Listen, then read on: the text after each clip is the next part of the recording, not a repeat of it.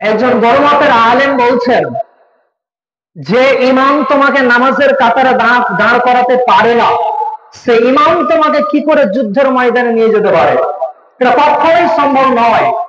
আজকে আমরা চাচ্ছি যদি যুদ্ধের ঘোষণা হয় তাহলে আমরা প্রথম কাতারে দাঁড়াবো, এটা আমরা সকলের মনের আশা, কিন্তু আমরা নামাজের প্রথম কাতারে আগে দাঁড়াতে পারলাম না। তাহলে আমাদের ইমানটা কত মজবুত যে আমরা নামাজের কাতারে আমরা দাঁড়াতে পারলাম না।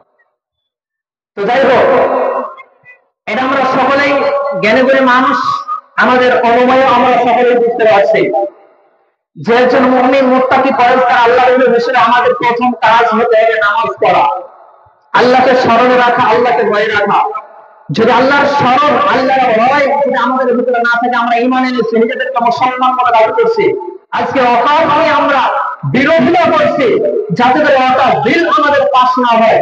ফিলিস্তিনের মুসলমানরা এখন তাদেরকে প্রচুরতা করা হচ্ছে, উপরে আপনার বোমাবর্ষণ করা হচ্ছে, তারা ছোট ছোট বাচ্চাদেরকে পিছিয়ে একদম স্টিম রোলার চালিয়ে দিচ্ছে। আমরা এখান থেকে চাচ্ছি আল্লাহ তুমি তাদেরকে রক্ষা করো।